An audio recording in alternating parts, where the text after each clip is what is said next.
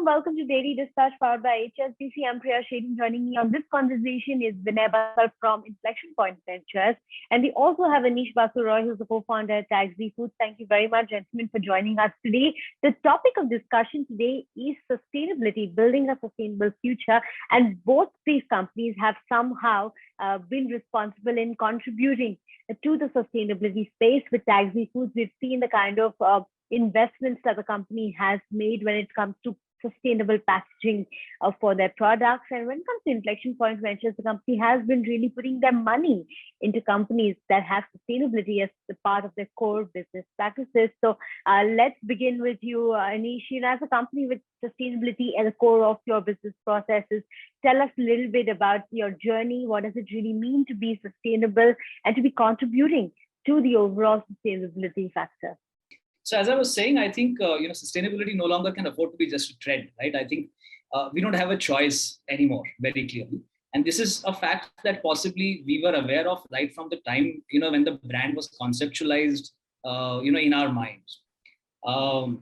Obviously, we speak to a very urban Gen Z kind of a audience, right? And I think, as a brand, we owe it to them that we leave the planet in a better shape than what we inherited it in.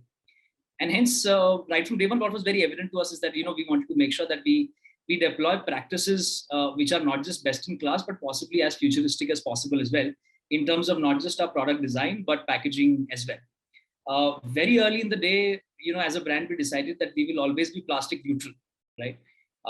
Which we felt was the next best thing that we could have possibly done. As against, using biodegradable packaging. Now, biodegradable packaging as a technology has evolved considerably, but then even today for a bunch of product factors, form factors, it doesn't necessarily work or offer the same kind of shelf life. So right from day one, we were plastic neutral. And I think only with our, chips, today we use primarily, plastic-based packaging, and we recycle the same amount of plastic that we generate. But then we've consciously moved away from that, into, reusable canisters. We moved into cardboard canisters. With our other product factors, such as chocolates that we've launched, we use a lot of handcrafted wooden boxes, to churn out the primary packaging for the product. So I think as long as there is awareness, in the company, as long as there is awareness to do better on this angle, and it is part of the brand mission, a lot of these things, in my view, are possible. Absolutely. Vinay, coming to you, how important is it for an investor out there to go out and look for companies that have sustainability at the core of their business processes? Is this something that's on your criteria or checklist when you assess companies out there? Sure. See, as an investor, where we go after is what are consumers wanting, or society at large. So if today's Gen Z is conscious about sustainability, conscious about recycling stuff. Their schools are teaching, their colleges are teaching and preaching, and that is, let's say, at the top of their mind. Then they will create that demand for sustainable products. And if that demand is there and somebody is serving that demand, the great business is built, right? So as an investor, while we will have a preference towards businesses who are sustainable, we will want to promote them. But I think the real test really comes in where we are as a society, and if we can educate them and can help them, go after products that are sustainably built or sustainably manufactured, right? So I think that's an important factor from our perspective. Right. Thanks for that. Coming back to you, Anish, sustainability comes with a cost, and a lot of companies don't want to do these reusable packaging and a lot of these other aspects because costs really pile up. It's not so, cost effective to go for a reusable packaging. It may cost a little bit higher than going for a regular plastic or regular wrap out there. So taking into account the cost perspective, do you think that it's fair to pass on these costs to the consumer, or as a company, would you be bearing these costs when it comes to packaging and overall look and feel? So I think Vinay somewhere alluded to it, right? There needs to be inherently demand from the consumer side. okay, and the willingness to pay, for these kind of solutions at the end of the day. Now, I will answer to your question maybe in two parts. Today, for example, if you look at, let's say, a brand like Impossible Burgers, right? Today, they are available in thousands of stores across, US, and they've kind of disrupted the whole meat-based burger patty business, right? With their plant-based, plant meat-based burgers. I think the success of that product not just lay in the fact that they were giving an alternative to meat-based protein, but also their success lay in the fact that they played a huge and a pivotal role in educating the American consumer about the sustainability element in their manufacturing processes as well. The moment you eliminate a lot of cattle feed, there is a massive amount of sustainability, which is kind of kicking in inherently, right? So they did two things, right? I think one, yes, they were catering to a certain consumer demand, which was for non-meat based protein, but at the same time they played a huge role in elevating that consumer awareness. And of course, the American population had the willingness and the wherewithal to pay for a product like this as well, right? A lot of times, costs come down with scale inherently, right? And the moment you're able to attain a certain amount of scale, you should be able to bring down those costs. Now let's come back to India, right? Everybody talks about India and Bharat, right? I think sustainable packaging, sustainable products, for Bharat today are a little difficult to do, because I think the value consciousness there is massive, right? There, the products that are being sold today are extremely low on gross margin even today. So I'm not very sure if there is commercial viability possible. However, I think products that are being sold to the Indian consumer, not the Bharat consumer, which is the metro and the tier one, the top 30, 40 million households in the country, definitely have the wherewithal and the willingness to pay for offerings like these, right? Obviously, the cost cannot be significantly disproportionate, right? Commercial viability still needs to exist, but I think that the time and the day has already come where the top 30, 40 million households in the country today have the willingness to pay for better quality, and better quality includes sustainability and eco-friendliness in a lot of ways. I think consumer choices are being driven to a very large extent amongst these 30, 40 million households already on the basis of whether you're planet friendly or sustainable. Absolutely. Vinay, tell us about the businesses that you've invested in, which have sustainability at the core of their business processes, and how you see their growth shaping up when you compare it to other companies in your portfolio. Is it comparable? Is there any distinct trend that you see in terms of overall growth? Sure.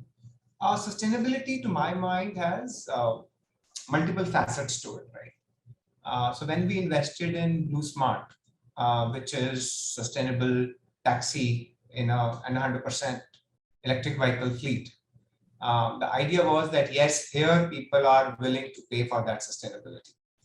I may not buy an EV car 3 years back. Today I'm willing to, but to be able to at least do my trips in an EV sustainable way, absolutely, and that's how we did BluSmart.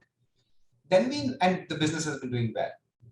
I personally use BluSmart very often, and very, very amazed by the quality of my ride and the quality of the work. Second, then we invested in Kazam. Kazam provides electric chargers for electric vehicles. Again, the growth has been amazing. They're almost growing 100% month on month, or if not 100, maybe between 50 to 100% month on month. Which means that yes, in this segment, the consumer is willing and wanting to get into sustainable. Many of us would want our next vehicle to be electric, for example, right? Then we have been looking at businesses of reducing waste or recycling waste. Ishitwa, which makes machines where all the plastic can be recycled very, very beautifully by using an AI machine and camera vision. That business has been doing well, and we've looked at similar few other businesses. Now, businesses where we haven't really done as well, and where we looked at sustainability, tried it, but hasn't really worked. We invested in Milk Basket.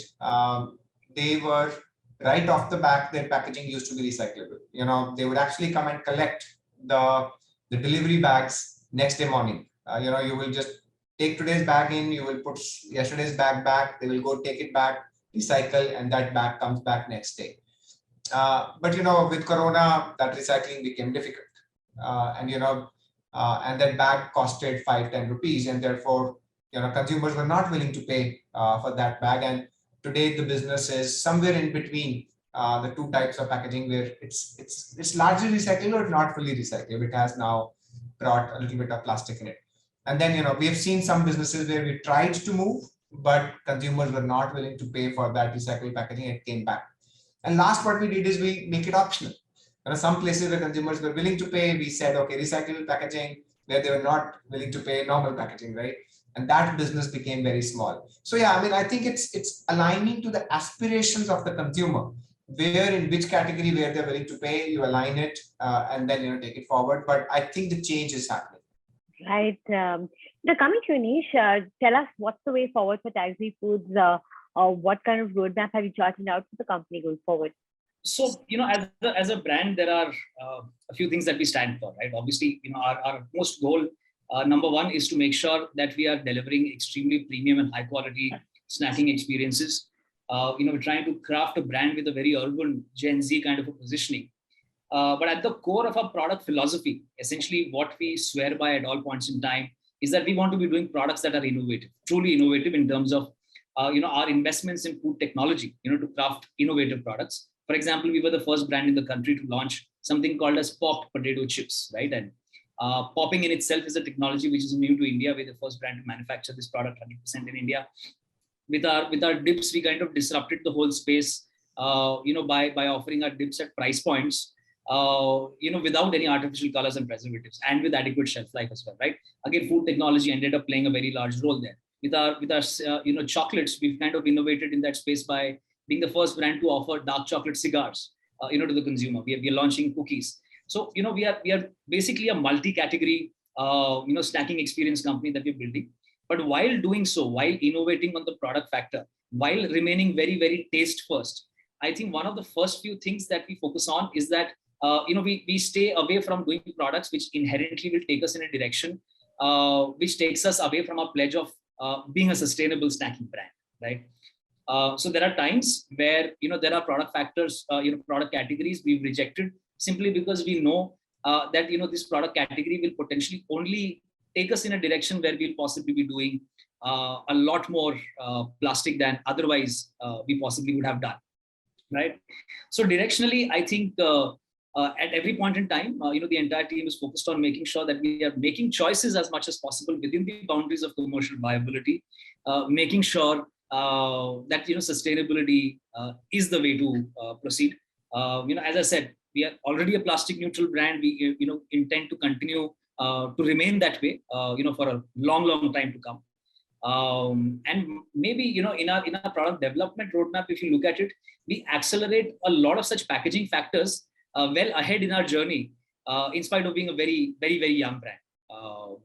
So I think those are some of the things that we are possibly focused on. As we grow, obviously, we would love to get to a stage where we are able to promote a lot of other bodies, a lot of other communities, right?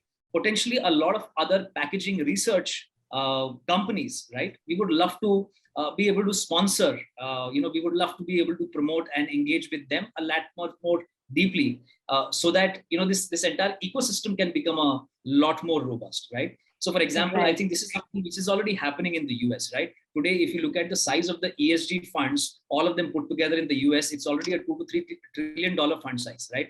A lot of this will essentially go into investing into companies which are possibly going to be doing cutting edge research on, packaging technologies, right? We would like to possibly partner and, play our own role on this journey as well. Right. Thanks for that, Anish. Finally, coming to you, Vinay, what's the roadmap for IPV? Any investments in the pipeline, specifically in the sustainability space? And are you going to be, looking at more such deals in the coming years? Yeah, we'll continue to remain focused, and that's what we have done in the last 1 to 2 years as well, right? I believe cycling is better than to take a car to office, right? So yeah, absolutely we'll remain focused, especially around I would say sustainable agriculture, air pollution, water. I think these are important pieces as well. And if there are great innovations or great products, great founders coming in these areas, we're happy to continue to look at them. All right, gentlemen, thank you very much for joining us today. It's been a pleasure speaking to the two of you. Thanks for your time.